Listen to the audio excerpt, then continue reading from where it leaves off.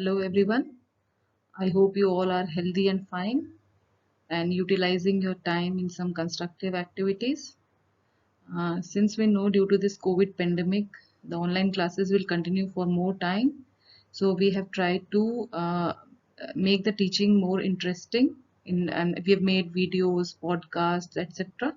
So here is a video on chemical properties of metals and non-metals. So let us see what is there in this.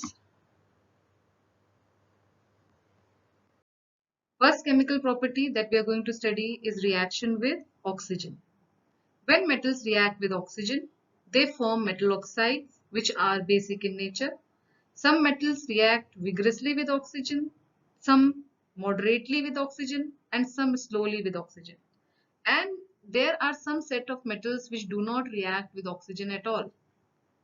So, the reaction with different components, different substances, depend upon reactivity of metals.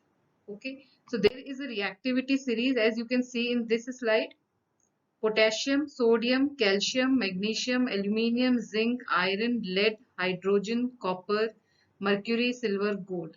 As we go down the series, reactivity of metals decreases.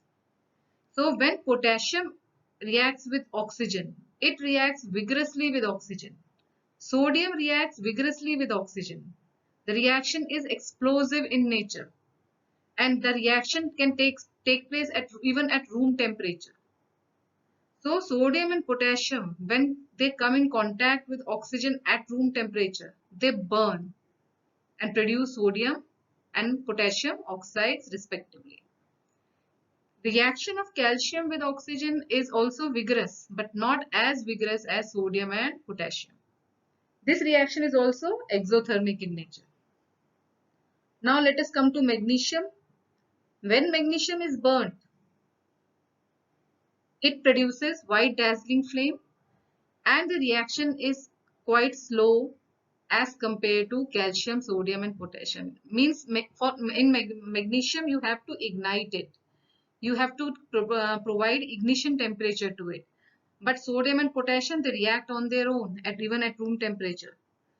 Next, let us come to the next set of elements: aluminium, zinc, iron, copper, mercury. When they are burnt, when they are kept on flame, they do not burn. They produce layer of their oxides on them. They react with oxygen, but they just produce a layer of oxides above them. Aluminium oxide, zinc oxide, iron oxide, copper oxide, and mercury oxide. Okay, so as you can see in this, as we go down the series, reactivity decreases. Metals which are above the reactivity series, they burn explosively. Metals which are below the reactivity series, they do not burn, they just form a layer of their oxides on them. Next is reaction of metals with water. When metals react with water, they form metal hydroxide and hydrogen gas is evolved. Again, the reactivity depends upon metals, is differ from metals to metals. Potassium, sodium, they react violently with water. The hydrogen evolved immediately catches flame because the reaction is highly exothermic. Calcium reacts readily with water. The reaction is fast. Calcium with water form calcium hydroxide and hydrogen gas. The hydrogen gas evolved in this case surrounds calcium metal, due to which it floats when it is reacting with water. Next comes magnesium. Magnesium reacts very slowly with cold water, but it reacts with hot water. So if you heat up the mixture of magnesium and water, reactions speed up. Next is these metals: zinc, iron, aluminium. These metals do not react with liquid form of water. They react with steam, which are highly energetic particles. Okay, so they can react with steam to form their oxides. As we go down, copper, silver, lead, they do not react with water at all. So again you can see as we go down the group, down the reactivity series, the reactivity of metals decreases. right? This is all about reaction with water. Let us come to our next slide. Next is reaction of metals with acids. When metals react with acid, they evolve hydrogen gas and salt is formed, metal salt is formed. This thing you have studied in chapter 1 also. Hydrogen gas is evolved. This gas is tested by bringing a burning matchstick near it. The matchstick burns with pop sound. This is a confirmatory test for hydrogen gas. So metals when react with hydrochloric acid, they form metal chloride. Metals when react with sulfuric acid, they form metal sulfate.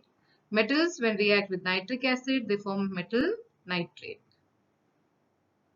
Let us see some examples of reactivity of metal with hydrochloric acid.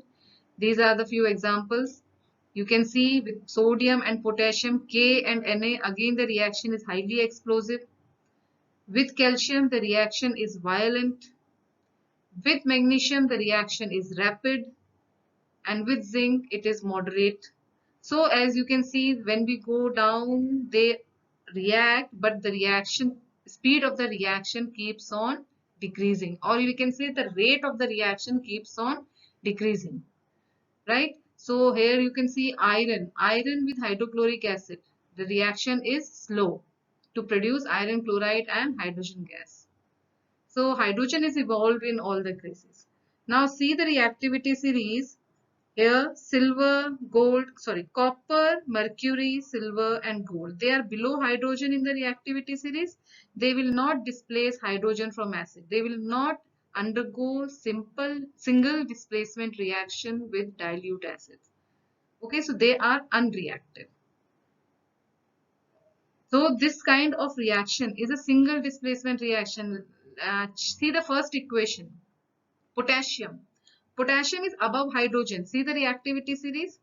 Potassium is above hydrogen. Potassium is more reactive than hydrogen. So potassium displaces hydrogen from acid to form potassium chloride and hydrogen gas. So this is a kind of single displacement reaction. The metals which are more reactive than hydrogen displace hydrogen from dilute acid. Next is reaction of metals with solution of other metal salts. The example given here is of iron plus copper sulfate to form iron sulfate and copper. This is again known as single displacement reaction, in which a more reactive element displaces less reactive element. See the first equation. Magnesium plus copper sulfate forms magnesium sulfate plus copper. Magnesium, see the position of magnesium in the reactivity series. Magnesium lies above copper, so magnesium is more reactive than copper. Thus, magnesium displaces copper from copper sulfate to form magnesium sulfate and copper. Color changes that you are going to observe in this case. Copper sulfate is blue in color, magnesium sulfate is transparent in color. So the color changes from blue to transparent and brown deposits of copper are seen. Next is zinc plus copper sulfate to form zinc sulfate and copper. Zinc sulfate is transparent, copper is brown. So you will see again the color of the solution changes from blue to transparent and brown deposits. Iron plus copper sulfate to form iron sulfate and copper. Again you see the position of iron, it is above copper, it displaces copper to form iron sulfate and copper. Color of iron sulfate is green. See the second figure. In second figure you see when iron nail is dipped in copper sulfate solution, the color of the solution turns pale green and brown deposits of copper are formed. So this is about displacement reactions. Okay, so metal which is above in the reactivity series displaces the metal which is below in the reactivity series. So let us do some exercises. This is for you to do. Test your understanding. Reactivity series is given to you. Now check whether these reactions are possible or not. Pb plus FeSO4. See the position of Pb and see the position of Fe. Pb is below Fe. Thus Pb is less reactive than Fe. Pb will not displace Fe from FeSO4.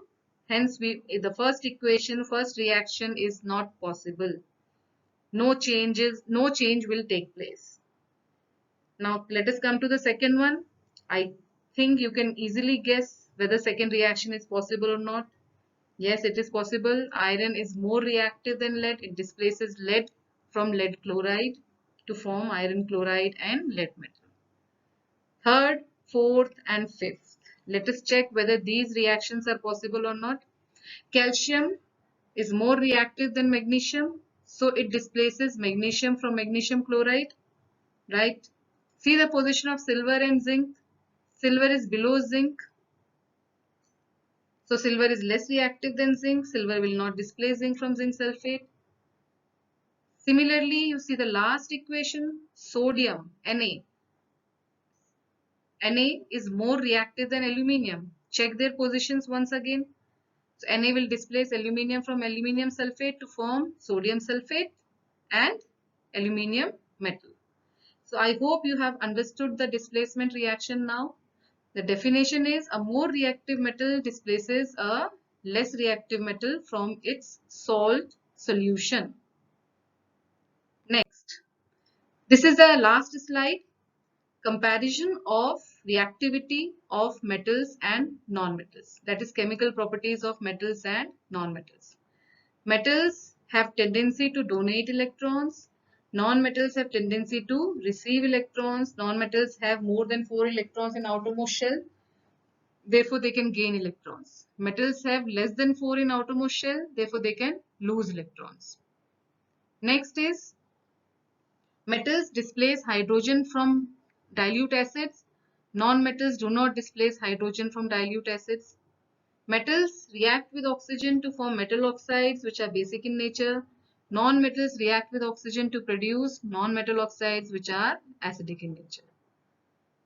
Right? So we have understood that metal oxides are basic in nature, so they can react with acids. And non-metal oxides are acidic in nature, they can react with base. But there are some set of metal oxides which are have the property both the properties, that is both acidic and basic behavior they show. Those are known as amphoteric oxides. Example, aluminium oxide and zinc oxide. Zinc oxide, when reacts with hydrochloric acid, will act as base to form zinc chloride and water. Zinc oxide, when react with sodium hydroxide, here it will act as acid to form sodium zincate and water. So there are some sets of metal oxides which are amphoteric. Amphoteric means they show both acidic and basic behavior. I hope the topic is clear to you. Thank you very much.